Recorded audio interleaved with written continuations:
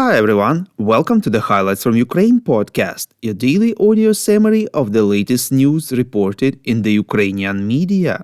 My name is Artem, and here is the news. For 645 days less the Russian invasion of Ukraine. President of Ukraine Volodymyr Zelensky visited front lines near Kupiansk, the city of Kharkiv and Zaporizhia region. In his evening video address, the president informed that he held meetings with regional military commanders and local authorities about the situation there. Zelensky also hosted a nationwide meeting on fortifications, mobilization of resources, motivation of private business in this work, and financing. According to him, special attention is paid to the construction of shelters in schools, in particular in Zaporizhia and the region, so the children can study at least in a mixed format, offline as well.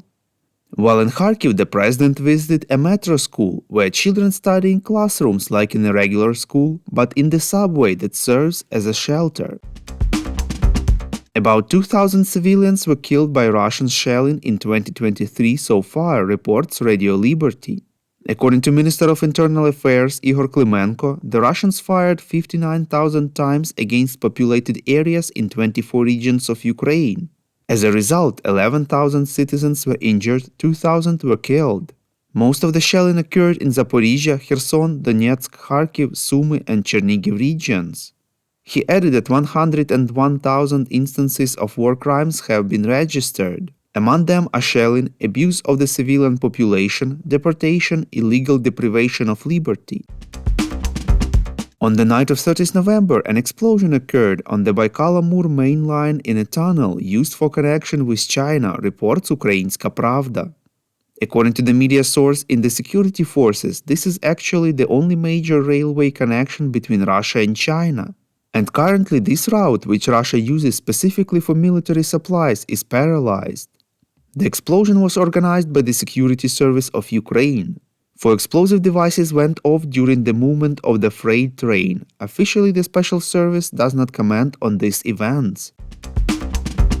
We would really appreciate if you could recommend us to your friends and family, as well as share information on social media. This way more people would learn about the podcast and truth about Russia's invasion of Ukraine. The Economist has examined Putin's chances of winning the war and says the West is not doing enough to stop him, because it lacks a strategic vision, reports Ukrainska Pravda. According to the magazine, the fact that neither side can drive the other out of the areas they control is what makes Putin's victory in the conflict possible. Ukraine's counteroffensive is faltering. Russia loses more than 900 soldiers in the battles in Avdiivka every day, and these engagements can't last for many years. The West could deploy industrial and financial resources that dwarf Russia's. However, fatalism, complacency, and the shocking lack of strategic vision are getting in the way, especially in Europe. For its own sake, as well as Ukraine's, the West urgently needs to shake off its lethargy, says the article. Russia continues to receive drones from Iran and shells from North Korea. Additionally, Turkey and Kazakhstan serve as conduits for supplies that are needed by the Russian military industry. The Western plan to restrict Russian oil earnings has also been ineffective.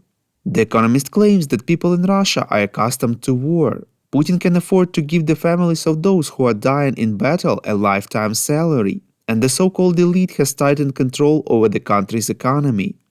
According to the media, if Donald Trump is elected president, having promised peace in short order, America could suddenly stop supplying weapons altogether. Nevertheless, Europe needs to get ready for a drop in US aid regardless of who will be elected president.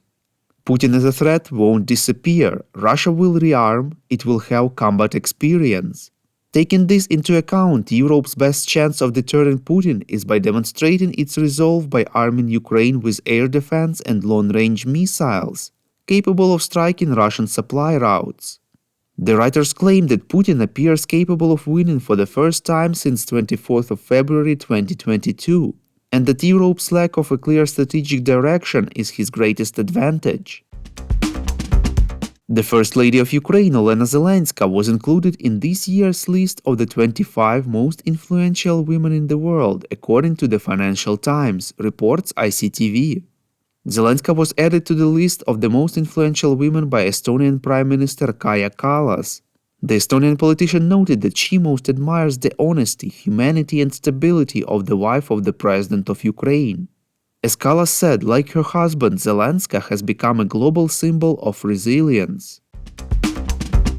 Thank you for listening to the Highlights from Ukraine podcast. We're a commercial initiative of just two people, and we need your help to grow. Share information about the podcast, rate us in the app, subscribe to our Patreon.